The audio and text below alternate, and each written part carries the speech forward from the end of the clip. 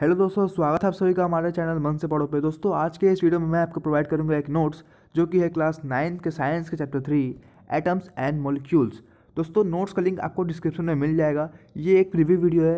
ये preview video देखना आपको बहुत ज़रूरी है क्योंकि आपको यहाँ पे एक बेसिक आइडिया मिल जाएगी कि इस चैप्टर में मैंने क्या क्या डिस्कस किया है एंड आपको चैप्टर को नोट्स को कैसे पढ़ना है। चलो शुरू करते हैं। सबसे पहले आप देख सकते हो कि यहाँ पर मैंने एटम को डिफाइन किया है क्योंकि ये बहुत ही इंपॉर्टेंट डिफिनेशन है भाई, क्योंकि एग्ज़ाम में तो आना आना पक्का है इसका। तो तुम इसे अच्छे से याद करना एंड इसे हमेशा तुम रिवाइज करते रहना क्योंकि इसका डिफिनेशन अक्सर लोग भूल जाते हैं। सो तुम्हारे साथ ये ना हो एंड तुम इसे रिवाइज करते रहना। एंड उसके बाद मैंने दिया है मॉलिक्यूल्स का डिफिनेशन। यहाँ पर देख सकते हो कि मैंने यहाँ पे मॉलिक्यूल्स का डिफिनेशन दिया है जो कि बहुत ईजी है एंड सिंपल डिफिनेशन है, तुम्हें आराम से याद हो जाएगा। एंड यहाँ पर मैंने बात किया है अपने first topic laws of conservation of mass. तो ये law of conservation of mass है पूरा, ठीक है। सो यहाँ पर मैंने अच्छे से डिफाइन कर दिया है, तुम्हें समझ में आ जाएगा इसे पढ़ के ही, ठीक है। इसमें ये बताया गया कि मास कभी डिस्ट्रॉय नहीं होता है, ना ही वो क्रिएटेड होता है। एंड उसके बाद हमें सेकंड लॉ है जो कि लॉ ऑफ कांस्टेंट प्रोपोर्शन। ये लॉ बहुत ही इंपॉर्टेंट है। सो इसे मैंने थोड़ा लंबा डिफाइन किया है, ठीक है, थोड़ा ब्रीफली डिफाइन किया है मैंने इसे क्योंकि समझने में थोड़ा लोगों को बहुत टाइम लगता है, बट तुम्हें इससे पढ़ने के बाद समझने में टाइम नहीं लगेगा, तुम इसे आराम से समझ जाओगे। उसके बाद मैंने डिस्कस किया है साइज़ ऑफ एटम्स। तो एटम्स को हम लोग नैनोमीटर्स में मेज़र करते हैं, ये तुम्हें पता होगा। यहाँ पे मैंने कुछ दे दिया है, nanometre is equal to how many metre and metre is equal to how many nanometre. तो तुम इसे अच्छे से पढ़ लेना। एंड यहाँ पर मैंने एक बहुत ही इंपॉर्टेंट लाइन लिखा है, इसे तुम लोग अंडर एस्टिमेट मत करना क्योंकि ये एग्ज़ाम में आता है MCQ सब में, तो तुम इसे अच्छे से पढ़ लेना। उसके बाद मैंने डिस्कस किया है एटॉमिक मास जो कि थोड़ा लंबा डिफिनेशन है, बट सही डिफिनेशन, यही डिफिनेशन तुम्हारे NCERT बुक में दिया हुआ है, तो तुम इसे अच्छे से एक बार पढ़ लेना। उसके बाद मैंने बात किया है रिलेटिव एटॉमिक मास एंड उसके बाद मैंने बात किया है एटॉमिक मास यूनिट। तो रिलेटिव एटॉमिक मास को हम लोग एवरेज एटॉमिक मास भी कह सकते हैं एंड एटॉमिक मास यूनिट ये है एग्जैक्ट मास यूनिट, ठीक है। सो यहाँ पर मैंने कुछ एटम्स के एलिमेंट्स के मतलब यहाँ पे मैंने एटॉमिक मास लिख दिया है तुम्हारे हेल्प के लिए, एग्जाम्पल्स हैं ये कुछ। और उसके बाद मैंने बात किया है एटॉमिसिटी के बारे में, जिससे जो कि होता है number of atom present in a molecule. हमारे एटॉमिसिटी में 4 तरह के होते हैं, 5 तरह के sorry, monatomic, diatomic, triatomic, tetratomic and polyatomic. तो ये सब बहुत ही इंपॉर्टेंट है, ये सब के एग्जाम्पल तुम्हें एग्जाम में पूछे जाते हैं 2-3 मार्क्स के लिए। तो तुम इसे अच्छे से एक बार देख लेना, ये तुम्हारे बुक में दिया हुआ है NCERT में, बट यहाँ पर मैंने थोड़ा अच्छे से डिफाइन किया है एंड एग्जाम्पल भी दे दिया मैंने, तुम्हें आसान होगा याद करने में एंड समझने में। उसके बाद हमने बात किया है आयंस के बारे में, जो कि जो भी कोई एटम्स या फिर मॉलिक्यूल लूज और गेन करता है चार्ज को तो वो आयनाइज हो जाता है। तो यहाँ पर तुम्हें उसका डिफिनेशन मिल जाएगा अच्छे से, ठीक है। तो तुम इसे अच्छे से पढ़ना।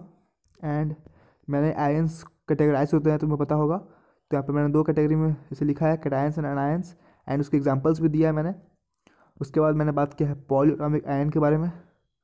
तो ये बहुत ही इंपॉर्टेंट टॉपिक है, इसे भी तुम लोग अंडरस्टैंड मत करना, ठीक है। तो ये सब पूरे इंपॉर्टेंट टॉपिक्स है। एंड यहाँ पर मैंने बात किया है वैलेंसी के बारे में। तो वैलेंसी तुम देख सकते हो क्योंकि इसी पे ही पूरा चैप्टर एक तरह से समझो कि बेस्ड है, एंड वाला चैप्टर केमिकल फार्मूला ये सब इसी पे बेस्ड है। तो इसे तुम लोग अच्छे से एक बार समझ लेना एंड पढ़ना। नहीं समझ में आए तो कमेंट करना, मैं तुम्हें इस पर एक सेपरेट वीडियो बना कर दे दूँगा। फिर यहाँ पे मैंने कुछ आयंस के वैलेंसी लिख दिया है ताकि तुम एग्जाम्पल से ही समझ में अच्छे से आ जाए। उसके बाद हम बात करते हैं केमिकल फार्मूला की। तो केमिकल फार्मूला एक बहुत ही इंपॉर्टेंट चीज़ है एंड तुम्हें ये 10th में भी बहुत काम आएगा और आगे जाने वाले हर क्लास में तुम्हें बहुत काम आएगा अगर तुम साइंस लेते हो तो। सो यहाँ पर अच्छे से तुम इसे पढ़ना और समझना क्योंकि ये समझना बहुत ही इंपॉर्टेंट है, एग्जाम में से बहुत सारे क्वेश्चन आते हैं। सो तुम इसे अंडरस्टैंड मत करना बिल्कुल भी। मैंने यहाँ पे एग्जाम्पल भी दिए हैं कई सारे, तो यहाँ पे मैंने डिफिनेशन भी दिया है इसका। एंड उसके बाद ये है मॉलिक्यूलर मास। मॉलिक्यूलर मास को मैंने अच्छे से डिफाइन किया है। तो तुम्हें इस चैप्टर में मेनली डिफिनेशंस ही मिलेंगे बुक में भी और इट्स नोट्स में भी, क्योंकि इस चैप्टर डिफिनेशन पे ही पूरा बेस्ड है। इस चैप्टर में डिफिनेशन बहुत सारे हैं, सो तुम्हें याद करने में थोड़ा मुश्किल होगा, इसलिए मैंने एक सेपरेटली नोट्स बनाकर तुम्हें दे दिया है। क्योंकि बुक में तक भाई कहानी लिखा रहता है, तुम एग्जाम से पहले तुम्हें कहानी थोड़ा ना पढ़ सकते हो, इसलिए तुम ये नोट्स पढ़ लो, तुम्हारे लिए इनफ है ये नोट्स, ठीक है। मैंने एग्जाम्पल भी दिया है मॉलिक्यूलर मास का। एंड फिर हमारा आता है मोल कॉन्सेप्ट, जो कि बहुत ही इंपॉर्टेंट है एंड बहुत बच्चों को समझ नहीं आता है, इसलिए मैंने इस नोट्स में इसे ब्रीफली डिफाइन किया है ताकि तुम्हें एक बार पढ़ते ही समझ में आ जाए, ठीक है। सो ये है हमारा एवोगैड्रो नंबर, ये वाला नंबर हमारा एवोगैड्रो नंबर है। तो ये बहुत इंपॉर्टेंट नंबर है, तुम हमेशा इसे याद रखना क्योंकि तुम्हें बहुत काम आएगा। एंड तुम्हें पता होगा कि एवोगैड्रो नंबर को Na से डिनोट करते हैं शॉर्ट फॉर्म में। तो यहाँ मैंने मोल को डिफाइन किया है, ये मोल का डिफिनेशन है, ठीक है। ये मोल का डिफिनेशन है, ये तुम्हें बहुत काम आने वाला डिफिनेशन, क्योंकि ये डिफिनेशन एग्जाम में अक्सर पूछे जाते हैं। उसके बाद मैंने बात किया है मोलर मास, लेकिन उससे पहले यहाँ पे मैंने एक बहुत ही इंपॉर्टेंट लाइन लिखा है जो कि तुम लोगों के बहुत काम आने वाला है। एंड ये बहुत इंपॉर्टेंट लाइन है, ठीक है। 1 mole equals to 6.022 × 10⁻23 particles in number, ठीक है। उसके बाद मैंने डिफाइन किया है मोलर मास को, एग्जांपल भी दिया मोलर मास को। Molar mass same to same होता है मोलिकुलर मास को, बस हम लोग एक लास्ट का यूनिट चेंज करते हैं। एंड उसके बाद हमारा लास्ट पेज है ये, number of moles can be calculated. तो मैं मोल्स को कैलकुलेशन करने के लिए number of moles given mass by molar mass करना होता है, जो कि एक बहुत ही इंपॉर्टेंट फार्मूला है, तुम्हें ये काम आएगा। एंड बहुत सारे क्वेश्चन आते हैं एग्जाम में, सो तुम्हें ये फार्मूला याद रहना चाहिए। तो भाई बस आज के नोट्स में सिर्फ इतना ही। अगर तुम्हें नोट्स अच्छा लगा हो तो भाई वीडियो को लाइक करना, एंड चैनल सब्सक्राइब नहीं किया है तो कर देना।